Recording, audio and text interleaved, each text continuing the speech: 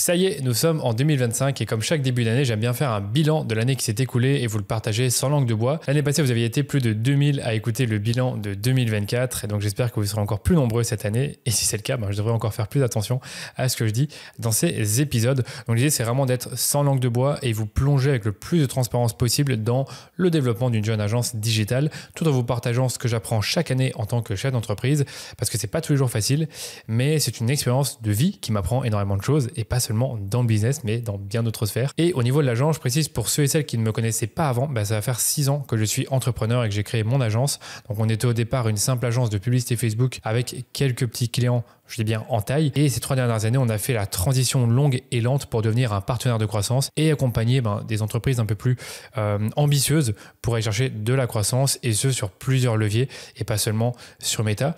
Ce qui veut dire qu'on ne se contente pas simplement de piloter des campagnes et produire des créas, mais on participe activement à la croissance d'une marque en aidant nos clients à bâtir un plan d'investissement et de scale sur mesure et après on l'exécute sur une ou plusieurs plateformes. Et ce que je constate d'année après année, c'est que nos clients sont de plus en plus ambitieux et exigeants au fur et à mesure qu'on se développe, donc c'est finalement une bonne chose, mais ça augmente aussi la pression qu'on peut avoir et on a même certains clients qui dépensent plus d'1 million d'euros à l'année en publicité, ce qui est vraiment énorme et j'aurais jamais cru ça possible quand je me suis lancé. Donc ce que je propose aujourd'hui, c'est de vous faire un bilan complet de cette année 2024 qui vient de se terminer et de vous partager nos objectifs, mais également les miens, mes objectifs personnels pour 2025. Et avant de commencer l'épisode, si vous vous attendez à entendre des chiffres précis sur notre chiffre d'affaires, nos marges et même notre bénéfice, je vais vous décevoir parce que ça ne sera toujours pas le cas.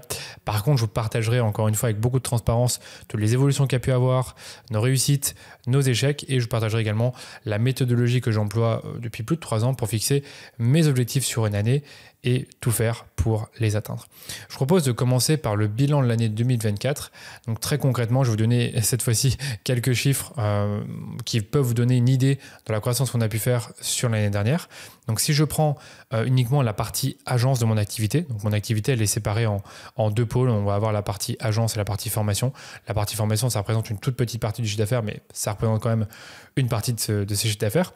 Si je prends juste la partie agence, on a fait plus 46% de chiffre d'affaires par rapport à 2023. Il faut savoir qu'en 2023, on avait fait 48%. Donc finalement, on reste un peu sur le même ordre de grandeur au niveau de la croissance. Donc moi, je suis toujours très content. Il faut savoir qu'au global, je visais 57%. Et finalement, quand j'inclus toutes les activités de formation qui ont malheureusement diminué par rapport à l'année précédente, on a fait 40% de croissance. Donc, si vous lisez bien les chiffres, vous comprenez qu'on a été un peu plombé par la baisse des ventes des formations en ligne. Donc ça, c'est le premier point. On fait 40% de croissance au global, 46% sur l'agence. C'est une super bonne nouvelle. Alors maintenant, si je prends l'équipe que j'ai sous les yeux et que je compare par rapport à 2024, donc début 2024 et début 2025, qu'est-ce que j'observe? J'observe qu'on a simplement un salarié de plus. Donc ça veut dire qu'on a fait 2 nouveaux recrutements, 2 nouveaux salariés. On en a 2 qui sont partis. Au niveau des alternants, on a 3 alternants. On a 2 en média, 1 en créa. L'année dernière, on en avait 2 en média, 1 en communication. Donc là, celui en communication, il est parti, donc c'est un 3e départ. Et au niveau des freelances, l'année dernière, on avait 2 freelances qui étaient au moins part-time, donc à mi-temps.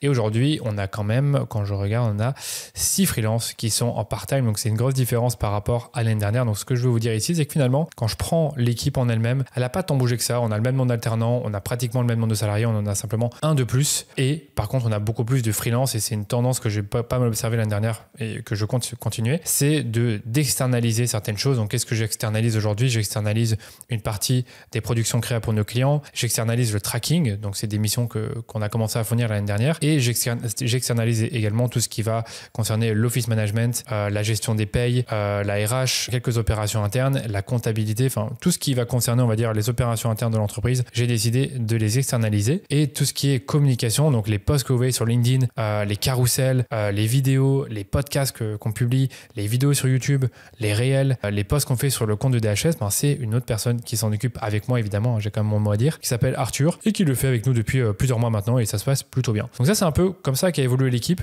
Alors ce que je peux juste dire, c'est que on a quand même eu 3 gros départs. On a eu quand même 3 personnes que je considérais quand même assez importantes en début d'année dernière, donc en 2024, qui sont parties. 2 qui, sur le coup, je m'y attendais pas vraiment et une pour qui, malheureusement, ça devait se terminer parce que ça n'allait plus. Donc voilà, il fallait faire un peu de changement et c'est ce qui s'est passé l'année dernière, mais je vous en dirai un peu plus quand je ferai un focus sur chacun des trimestres. Sinon, qu'est-ce que j'allais vous dire également Également, on a géré 7 millions d'euros en publicité pour le compte de nos clients sur les plateformes d'Ads. On a géré 6 millions sur Meta et 1 million sur Google. Et après, quelques dizaines de milliers d'euros, voire centaines, sur les autres plateformes comme TikTok, Pinterest et Snapchat. On a fait 29 nouvelles collaborations. Alors, c'est très bien de dire le nombre de nouvelles collaborations, mais après, combien sont encore actifs? On en a encore 17 actifs aujourd'hui. Et on a perdu 17 clients l'année dernière.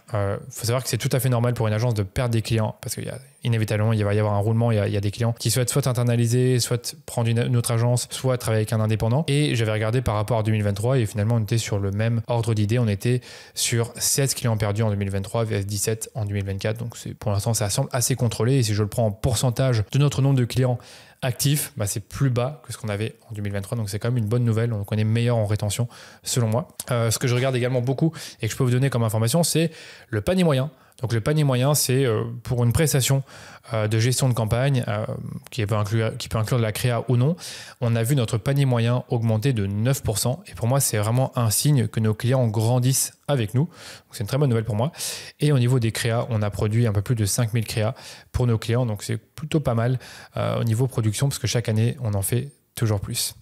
Alors, si je peux donner un conseil, en tout cas à ceux qui m'écoutent et qui s'intéressent au business de service, après tout ce que je vous ai dit là, il y a 3 façons de faire grossir une agence.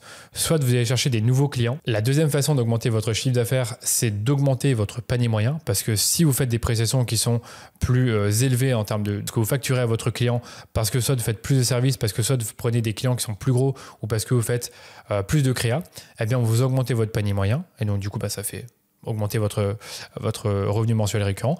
Ou alors, dernier point, vous réduisez votre churn, donc c'est-à-dire les clients qui partent. Et en fait, si vous faites tout ça, si vous augmentez bien votre panier moyen et que vous réduisez votre churn, sur le long terme, vous allez voir votre valeur vie par client qui va augmenter. Donc, ça veut dire que pour chaque client, sa durée de vie en moyenne sera plus importante que celle qu'elle était avant si vous arrivez d'année après année à augmenter votre panier moyen et réduire votre churn, ce qui est moi ma priorité. Et bien sûr, il faut toujours aller chercher des nouveaux clients. C'est ce que je vous disais.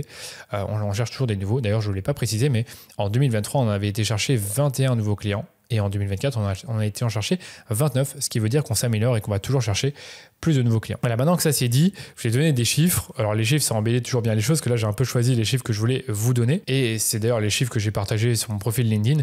Par contre, je ne vous ai pas partagé tous les enjeux auxquels j'ai fait face en tant que dirigeant. Et il y en a eu quand même une bonne, je sais pas le nom, mais il y en a eu quand même plusieurs. Et je vais vous en donner quelques-uns en me basant vraiment sur chaque trimestre de l'année pour que vous puissiez comprendre le genre de montagne russe auquel on peut faire face en tant que dirigeant d'une jeune entreprise. Je commence par le premier trimestre. Donc le premier trimestre, généralement, c'est ce que j'observe d'année en année. C'est toujours un trimestre où ça bouge beaucoup avec des changements, des nouveautés organisationnelles et surtout des nouvelles collaborations. Donc moi, qu'est-ce qui s'est passé au niveau de mon premier trimestre? Ça s'est plutôt bien passé d'ailleurs. Les 2 premiers mois, ils ont été excellents. Je me rappelle qu'on a vu notre chiffre d'affaires pas mal augmenter les 2 premiers mois. On a fait pas mal de diagnostics, on a eu pas mal de nouveaux clients. On a vu l'arrivée de Paul en tant qu'alternant. Par contre, on a eu quelques petits problèmes managériaux. C'est-à-dire qu'en début d'année, j'avais donné 2 postes de manager et malheureusement, ces 2 managers avaient un peu de mal à travailler ensemble. Il y a eu des premiers problèmes qui sont un peu apparus. C'était pas grave, mais en tout cas, on sentait qu'il y avait des tensions qui étaient en train de naître entre 2 personnes de l'équipe. Et ça, c'est quelque chose que je vous avoue, a posteriori, que j'ai pas bien géré, que j'aurais pu plus vite resserrer la vis dès que les premiers problèmes sont apparus. Et surtout, en fait, ce qui s'est passé dans le premier trimestre, c'est ça qui est un peu spécial, c'est que on a eu 2 mois qui ont été incroyables. Le mois de mars a été beaucoup moins bon. Là, j'ai commencé à avoir un peu d'insatisfaction de la part de certains clients, quelques soucis d'organisation, quelques handovers qui se sont mal passés. Donc, un handover, c'est quand quelqu'un part en congé et qui délègue ensuite ses comptes en son absence. Et malheureusement, c'était pas forcément toujours très bien fait. Et surtout, en fait, c'est la dernière semaine du mois de mars, c'était assez horrible, c'est que j'ai eu à la fois le départ de mon plus gros client, donc l'annonce du départ de mon plus gros client, donc c'était un vendredi, et 2 jours avant, j'ai eu l'annonce du départ d'une salariée qui était super forte dans son travail, qui s'appelle Cassandre, qui m'a annoncé son départ parce qu'elle souhaitait avoir un nouveau challenge. Donc on la remercie pour tout ce qu'elle a pu apporter. Elle est d'ailleurs passée sur ce podcast, donc peut-être que vous la connaissez, mais voilà, on a eu l'annonce de son départ et je m'y attendais pas du tout. Et c'est vrai que ces 2 nouvelles-là en même temps, c'était pas facile à vivre et à gérer. Et en plus de ça, je revenais d'un long voyage d'1 mois avec une intoxication alimentaire, donc je mangeais pas beaucoup et je perdais du poids. Donc franchement, c'était pas les 2 meilleures semaines de ma vie sur le mois de mars, mais bon, c'est comme ça. Donc ça, c'était un peu les choses se sont mal passées sur le mois de mars, donc vous avez compris, des départs, petit souci organisationnel, donc vraiment rien de grave. Par contre, si je prends vraiment le positif, c'est un peu ce que je vous disais, notre revenu mensuel récurrent, il a augmenté de 32% en à peine 3 mois, c'est vraiment énorme. On a signé un de nos clients pour une prestation de gestion de campagne sur les USA, donc on était content. Et on a signé, comme je vous disais, plusieurs belles marques au début de l'année, donc vraiment assez bon à ce niveau-là. Mais comme je vous disais, malheureusement, il y a eu d'autres soucis qui ont marqué la fin du trimestre. Alors si je prends maintenant le deuxième trimestre, évidemment, je n'étais pas de très bonne humeur quand on a commencé le deuxième trimestre parce que je savais très bien qu'on allait faire des chiffres moins bons que ce qu'on avait projeté, puisque quand on perd son plus gros client et que ce client représente 13% de notre chiffre d'affaires, ça fait mal. Et évidemment, il faut vite combler le vide. Et qu'en plus de ça, on a une salariée qui va partir dans 1 mois et demi et qui était très compétente dans ce qu'elle fait et qu'il faut la remplacer et qu'il faut le faire vite. D'ailleurs, on n'a pas décidé de la remplacer tout de suite, donc c'était encore un autre sujet. Ça crée quand même pas mal de travail et de réflexion. Donc si je prends les points positifs du deuxième trimestre, c'est qu'on a eu des très beaux scales, donc on a eu pas mal de comptes qui ont scalé, donc qui ont augmenté leur budget. On a lancé notre service de tracking avec Dylan, donc au top. On a fait des très belles propositions commerciales, donc ce qui est cool, c'est qu'au mois d'avril, en fait, on a continué avec ce client qui devait partir au début du mois de mai. Et en fait, au mois de mai, j'ai, avec l'équipe bien sûr, réussi à combler ce départ en allant chercher des nouveaux clients, ce qui a fait qu'on n'a pas forcément vu une baisse de chiffre d'affaires sur mai, mais malheureusement, on n'a pas vu une progression puisque on perdait un gros client sur le mois de mai. On a aussi intégré une nouvelle personne en créa au mois d'avril, donc ça s'est plutôt bien passé. On a aussi une partie de l'équipe qui a commencé à faire des posts sur LinkedIn et c'était plutôt sympa de voir l'équipe publier et avoir des retours. Et on a recruté un deuxième alternant media buying qui nous a rejoint en septembre de l'année dernière, donc qui s'appelle Quentin et qui est actuellement dans l'équipe. Et surtout, on a vu les marges progresser par rapport au terme. Donc, j'avais des meilleures marges opérationnelles. Donc, ce qui fait qu'à la fin, je pouvais recruter plus sereinement une personne dans l'équipe média, ce qui était prévu avec le départ de Cassandre. Sauf que, comme je vous le disais, j'ai recruté plutôt sur le troisième trimestre. Et si je prends les points négatifs, c'est un peu ce que je vous disais, c'est finalement le départ d'un de nos plus gros clients, le départ de Cassandre. On a eu également le départ de Fabien dans la foulée, qui lui était freelance et qui chapeautait un peu le pôle créa, qui finalement sur le coup on a décidé d'arrêter la collaboration. On va dire c'était d'un commun accord et ça s'est terminé, mais bon voilà, c'était aussi un départ. Alors autre point, c'est qu'en 2024, moi je voulais vraiment qu'on développe de plus en plus des process qui vont être utilisés de tous, et c'est l'un des trucs les plus durs quand il y a une agence de service, c'est faire en sorte que chacun travaille un peu de la même manière, et je trouve qu'on a peu progressé sur les process, sur la définition de ces process et leur application. L'acquisition de clients a été rendue plus difficile au mois de juin, ce qui a plombé les résultats du trimestre, parce que finalement sur avril on a fait un très bon mois.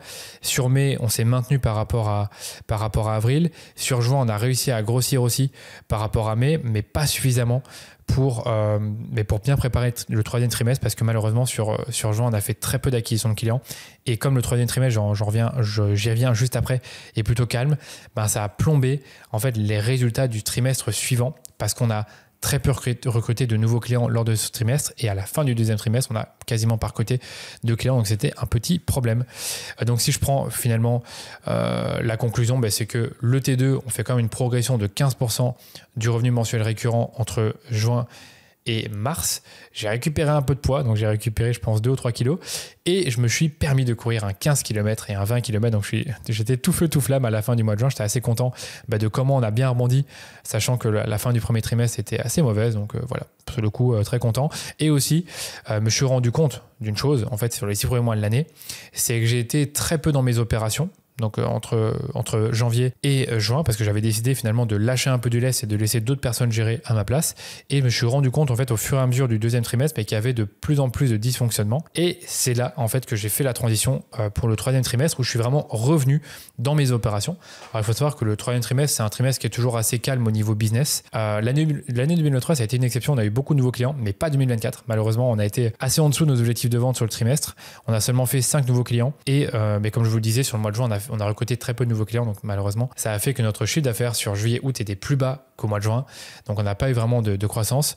On a eu aussi un churn plus élevé que d'habitude, donc on a perdu plus de clients que ce que je pensais. On a scale très peu de comptes, et donc en définitive notre revenu mensuel récurrent a baissé de 10% entre fin juin et fin septembre, parce qu'on a quand même réussi à rebondir un peu en septembre par rapport à juillet-août, mais malheureusement pas assez pour avoir de la croissance.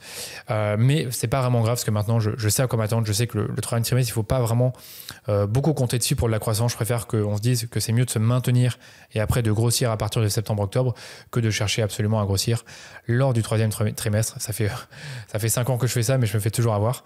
En fait, pour moi, le Q3, c'est pas vraiment un trimestre où on fait de la croissance, c'est un trimestre où on prépare la croissance pour le Q4. Et comme je vous disais, la bonne nouvelle, c'est que je suis revenu progressivement dans mes opérations. Donc, j'ai repris un peu le contrôle et j'ai créé un système d'équipe stratégique où en fait, dans le pôle média, on a maintenant 2 équipes, dont moi, je suis un des responsables d'équipe et David est l'autre responsable d'équipe. Et en fait, on fonctionne de cette manière-là, où chaque équipe a son objectif, un portefeuille, et chaque responsable d'équipe va gérer les enjeux avec ses performance managers. Et par rapport à ce troisième trimestre, je peux vous donner encore quelques points positifs du trimestre. Donc, je me suis expatrié, je suis parti vivre à Barcelone. Donc ça, c'était aussi un gros changement et j'ai changé un peu mes habitudes puisque pendant plus de 3 ans, j'ai travaillé de chez moi. Et après, du jour au lendemain, je suis allé travailler dans un coworking. C'était un gros changement. On a eu aussi 2 nouveaux CDI. On a eu le CDI de Romain qui a remplacé numériquement Cassandre et Elisabetta qui était alternante et qui est passée en CDI. Moi, j'ai aussi fait une petite présentation dans les locaux NutriPure. Donc pour moi, c'était assez cool de les revoir et de présenter finalement les réussites qu'on a fait avec eux en 2023-2024. On a aussi dépassé le cap des 120 clients accompagnés. Donc ça, c'était quand même cool de pouvoir le mesurer. Et après, qu'est-ce que j'allais vous dire, c'est que moi, au fur et à mesure, j'ai réintégré progressivement les équipes médias en revenant dans les opérations, comme je vous le disais. Et au niveau des points négatifs, on a un client qui a plombé une bonne partie de l'équipe parce qu'il était assez compliqué et assez demandeur. Donc malheureusement, plusieurs personnes étaient impliquées et je pense que j'aurais pu mieux gérer ça parce que finalement, quand on a un client qui va challenger plusieurs personnes dans l'équipe, c'est un problème, surtout quand on est une petite équipe. On a également vécu quelques échecs cuisants sur des propositions commerciales et même sur des clients existants qui devaient nous confier d'autres missions, mais pour finir, ça ne s'est pas fait parce qu'on n'était pas assez bien préparé. Donc voilà, ça c'est pour moi quelques échecs qu'on a eu sur le mois de septembre, mais globalement, le trimestre 3, il est OK. C'est juste qu'on n'a pas forcément eu beaucoup de croissance. On a même été en décroissance par rapport au T2, si je regarde le revenu mensuel récurrent entre fin juin et fin septembre. Mais la bonne nouvelle, c'est qu'on a réussi à bien remonter au T4. Donc le T4, je vais vous le dire, ça a été le trimestre le plus difficile et à plusieurs égards, même si on a fait notre meilleur trimestre en acquisition, on n'avait jamais signé autant de clients en un seul trimestre. Donc c'est une très bonne nouvelle en termes de nombre de clients et en termes de valeur sur les contrats. Je peux déjà vous dire que le revenu mensuel récurrent est remonté. Il a été boosté de 21% par rapport à septembre et c'est normal étant donné le contexte de croissance généralisé qu'on observe au Q4. Alors évidemment, si on regarde uniquement les chiffres que je viens de vous donner, on pourrait croire que le T4 ça a été un très bon trimestre. Pour moi, ça a été un des plus difficiles parce que j'ai dû licencier ma responsable des opérations et qui faisait également du management, de la RH. Donc, elle était quand même impliquée sur pas mal de sujets. Et ça n'a pas été une décision facile à prendre. Il n'y avait pas vraiment de meilleur moment pour la prendre. Alors, pour la petite histoire, je l'ai prise fin du mois de novembre. Donc, j'aurais aimé le faire à un meilleur moment, mais malheureusement, ce n'était pas possible autrement. Donc ça a créé un chaos, un vrai chaos sur la partie administrative, comptabilité, opération, gestion RH. Ça a créé, je pense, un peu de stress en interne, même si j'ai expliqué du mieux que je pouvais la décision. Et c'est la première fois que je prends une décision comme celle-ci, donc j'ai dû la prendre. Et je me rends compte aujourd'hui que être CEO, c'est aussi faire le sale boulot parfois, faire les choses qu'on n'a pas envie de faire et que personne d'autre ne voudrait faire à notre place. Mais il faut parfois les prendre, ces décisions-là. Donc ça, c'était vraiment le côté très négatif. Donc vous vous rendez bien compte que c'est une bonne partie c'est en partie ce qui a plombé mon trimestre à moi. Mais sinon, voilà, au niveau positif, on a quand même rencontré plusieurs clients sur Paris. Donc ça, c'est une bonne nouvelle, hein, Flotte, QuickTalk, etc., même Gaïa. Plusieurs signatures de rang sur la fin d'année. Donc ça, je suis assez content à ce niveau-là parce qu'on a bien terminé le trimestre. On a même réussi à sauver un client qui souhaitait partir et qui a finalement décidé de rester suite à toutes nos propositions et les stratégies qu'on a présentées. Et je pense que par rapport à l'année dernière où j'avais fait le bilan, je me rappelle encore, le moral des équipes, il était très mauvais parce que je pense que j'avais trop mis la pression sur la fin d'année. Là, le moral était bien meilleur et c'est une très bonne nouvelle à ce niveau-là parce que, comme je vous le disais, le dernier trimestre n'a pas été facile pour l'entreprise et pour moi en particulier. Voilà, donc ça, c'était pour l'année 2024. Donc, si je fais la rétrospective finale de cette année, est-ce que ça a été une bonne ou une mauvaise année? Alors moi, à titre perso, ça a été une année assez difficile, donc plus difficile que 2023. Mais à titre professionnel, ça a été une année finalement encore meilleure que 2023. Si je prends vraiment les chiffres et même la progression de tout le monde dans l'équipe et de l'agence en elle-même. Donc si je prends les quelques points positifs rapides, on est plus rentable que 2023. On a augmenté nos marges de 50%, donc ça c'est plutôt cool. On a réussi à croître, comme je vous le disais, donc 46% sur la partie agence. On a une équipe toujours plus forte et assez stable. Donc comme je vous le disais, on a plus de freelance qu'avant et on a seulement un salarié de plus. Donc ça veut dire qu'on est plus efficient et on arrive à faire plus de chiffres. On continue à développer la marque DHS en faisant des webinaires, des podcasts, on poste sur LinkedIn, on a une chaîne YouTube, on a le bouche à oreille, on fait beaucoup de publicité, ça c'est plutôt cool. On va même faire de la publicité sur Google maintenant. On a réussi à augmenter des paniers moyens comme je vous le disais, on a fait une très bonne année en termes d'acquisition, on est moins dépendant des formations et des missions de conseil comme c'était le cas il y a quelques années. Et ça c'est un gros point, c'est qu'on a moins de clients qui représentent une grosse partie de notre revenu mensuel récurrent. Il faut savoir que l'année dernière, notre plus gros client représentait 13% du revenu mensuel récurrent, VS 6% cette année. Donc quand je dis cette année, c'est début 2025, donc ça veut dire quoi? Ça veut dire qu'aujourd'hui, si on perd un gros client, on n'est pas autant impacté que c'était le cas l'année dernière. Donc ça, c'est quand même une bonne nouvelle. Et dernier point, j'ai beaucoup plus délégué le contenu à notre ami Arthur qui fait un super boulot. Donc je suis assez content de ça parce que j'avoue que le contenu, j'ai un peu moins le temps de m'y consacrer que l'année dernière. Et si je prends les points vraiment plus négatifs de cette année, c'est que la visibilité organique, somme toute, elle a baissé sur la plupart des canaux. Bon, je pense que je peux pas y faire grand chose, malheureusement. Sur LinkedIn, c'est devenu plus dur d'avoir la visibilité. Sur le podcast, j'en ai un peu moins aussi qu'avant, donc c'est comme ça. Et sur le blog aussi. Moi, je vois que j'ai du mal à me renouveler, donc ça montre finalement que quand on ne met pas toute son énergie dans une tâche, on finit par régresser. Et c'est un peu ce qui se passe pour moi au niveau contenu, je suis honnête avec moi-même. Et deuxième point négatif pour moi que je retiens, c'est que j'ai trop lâché du lest en début d'année en quittant trop vite mes opérations et en faisant trop confiance. Et ça a été ma plus grosse erreur et ça a été aussi ma plus grosse leçon, c'est qu'un CEO ne devrait jamais quitter ses opérations. Donc je ne ferai pas la même erreur cette année et les années qui vont suivre. Et si je prends mon rôle dans l'agence, est-ce qu'il a vraiment évolué par rapport à 2023 ? Au début, oui. Au début de l'année 2023, il a pas mal évolué. Donc moi, je me disais, je l'ai même dit dans le podcast de l'année dernière, que je voulais me détacher de mon équipe média et passer le flambeau à David en tant que responsable du pôle média, afin de me concentrer sur ce que je fais le mieux. Je cite marketing et communication, stratégie d'entreprise, finance d'entreprise et stratégie pour nos clients qui ont des enjeux importants, pour passer moins de temps sur le fait de challenger l'équipe média et créa, d'être en réunion sur Slack, de demander des comptes ou de recruter et former.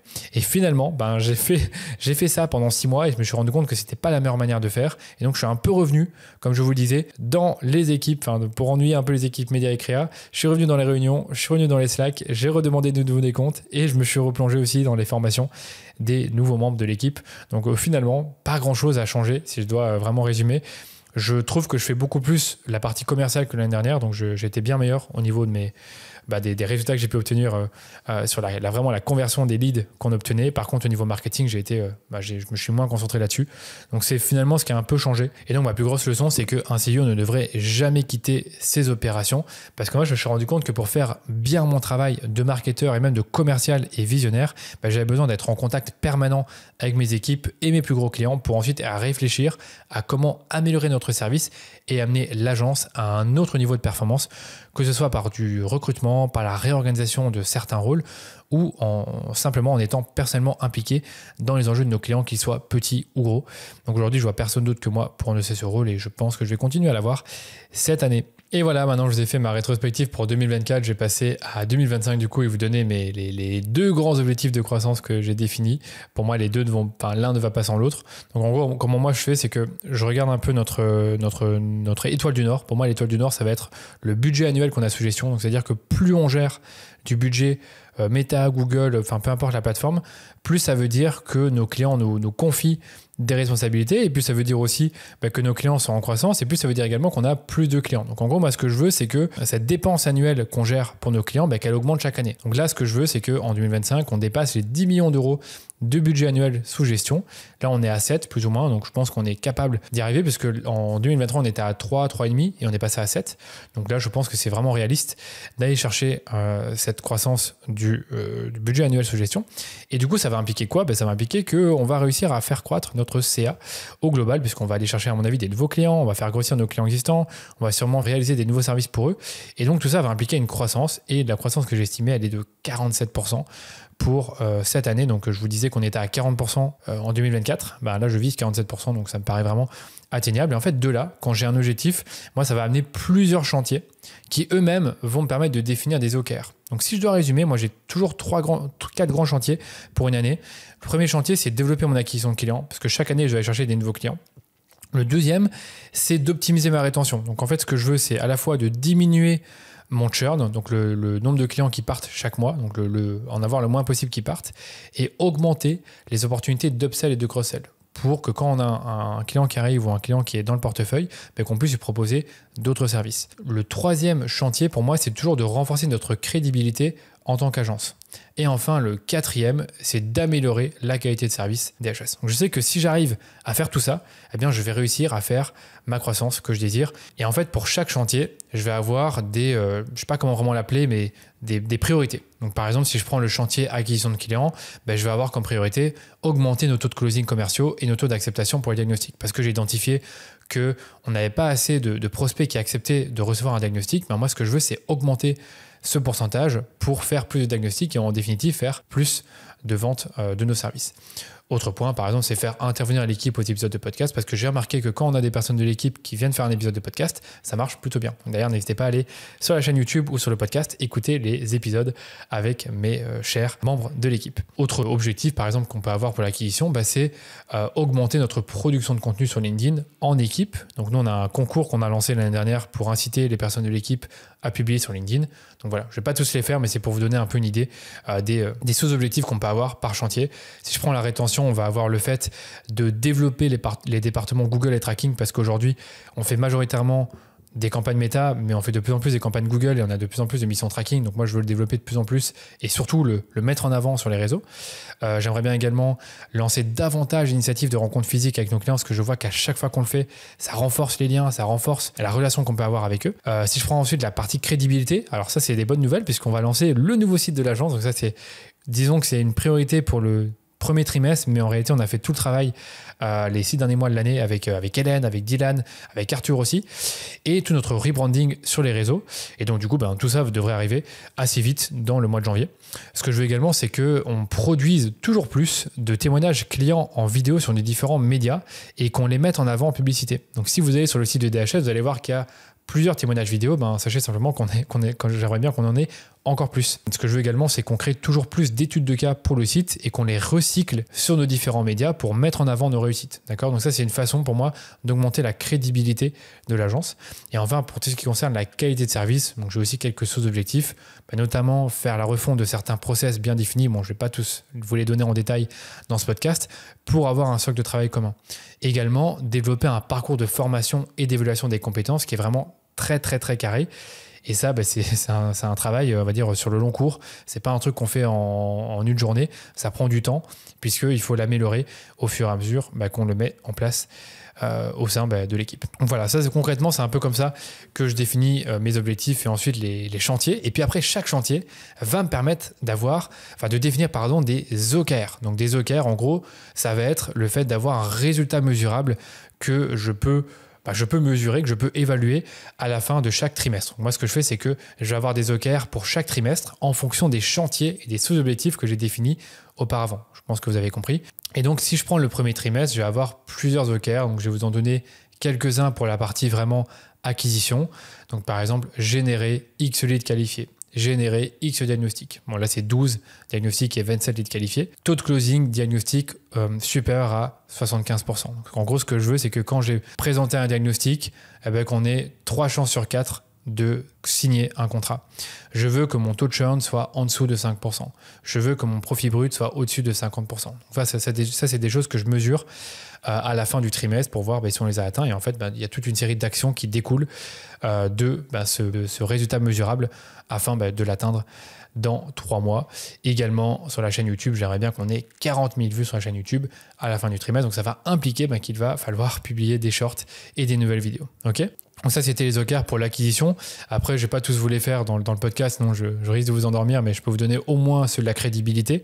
Donc si je prends l'OKR crédibilité, en gros, moi, ce que je veux, c'est avoir 3 nouveaux témoignages vidéo sur le site. Je vais avoir 10 nouvelles études de cas publiées sur le site, donc c'est quand même ambitieux. Je vais avoir 3 podcasts en tant qu'invité pour parler de DHS, donc pas sur mon podcast, mais sur d'autres podcasts. Je veux réaliser d'autres podcasts Meta et Google Ads avec des performance managers ou même des stratèges créatifs, et ainsi de suite. Je ne vais pas tous les faire. Donc ça, c'était pour les OKR et je pense que vous avez un peu compris le système. Donc je répète, je fixe un objectif global à l'année. Ensuite, je vais avoir plusieurs chantiers. Pour chaque chantier, je vais avoir des sous-objectifs. Et puis après, sur base de tout ça, je vais commencer à l'organiser trimestre par trimestre avec des OKR et à chaque fois un résultat clé mesurable. Voilà, j'espère que ça vous semble clair. En tout cas, moi, c'est comme ça que je fais. Et au niveau personnel, je fonctionne exactement de la même manière. C'est-à-dire que j'ai fixé plusieurs objectifs, mais cette fois-ci pour plusieurs compartiments de ma vie, on va dire. Donc, par exemple, j'ai un objectif, on va dire, pour tout ce qui concerne le développement de carrière, où là, je veux faire tel niveau de marge avec l'agence. Donc, en gros, les années précédentes, je me mettais toujours un objectif de chiffre d'affaires. Aujourd'hui, je préfère raisonner en termes de marge et de bénéfices. Mais après, si je prends d'autres choses comme le fait, tout ce qui va concerner le compartiment, la partie fun et lifestyle, j'aurais bien visité 2 nouveaux pays en dehors de l'Europe. Là, je vais penser à aller peut-être au Costa Rica et à Bali. On verra si ça peut se faire. Et j'en ai un troisième que je peux vous partager. Je cours de plus en plus des semi-marathons et des trails. J'ai un objectif de courir un semi-marathon en 1h25. En moins d'1h25, pardon, d'ici la fin de l'année. Donc, je sais que je vais devoir participer à des nouveaux semi-marathons. Et justement, quand j'ai mes objectifs définis, en fait, j'ai ce que j'appelle des projets au niveau perso. Et donc, par exemple, au niveau perso, je peux vous en donner quelques-uns. Je souhaite participer à 2 courses de trail. Je souhaite prendre 2 kilos de muscle parce que je me rends compte que j'ai besoin d'être un peu plus fort physiquement pour faire des bons temps au semi-marathon ou même au trail. Je dois planifier une série de voyages prévus dans mes plans pour réaliser cet objectif que je me suis fixé de visiter des nouveaux pays. Alors quand je suis en train de m'écouter, je me dis tout est une question d'objectif, mais bon, c'est un peu comme ça que je fonctionne généralement. Et autre chose, là, c'est un peu fun, c'est que j'aime bien parler des langues. Donc là, ce que je veux, c'est par exemple améliorer mon niveau en italien et avoir un niveau B1. Et donc je sais que je dois potentiellement prendre des cours ou commencer à l'apprendre quand j'ai du temps libre d'apprendre l'italien de mon côté. Donc voilà, je vais pas tous les faire, mais en gros, c'est comme ça que je fonctionne, c'est que j'ai toujours un ou plusieurs objectifs. Donc là, au perso, j'en ai plusieurs. Et ces objectifs vont mener, on va dire, à des petits projets, des petites actions que je vais mettre en place au quotidien pour atteindre ces objectifs. Et évidemment, je suis toujours super heureux de le faire. Donc voilà pour le niveau perso. Et je pense avoir terminé. Et voilà, nous sommes arrivés au bout de cet épisode un peu spécial du podcast Le Rendez-vous Marketing. J'espère que l'épisode vous a plu. N'hésitez pas à me partager votre ressenti par email sur LinkedIn ou sur Instagram pour me dire si l'épisode vous a inspiré, si ce que je vous ai raconté sur mon propre bilan, sur mes objectifs, sur même la méthode des OKR, ça vous est utile et ça vous permettra aussi, pourquoi pas, de redéfinir vos objectifs ou de les définir si ce n'est pas encore fait.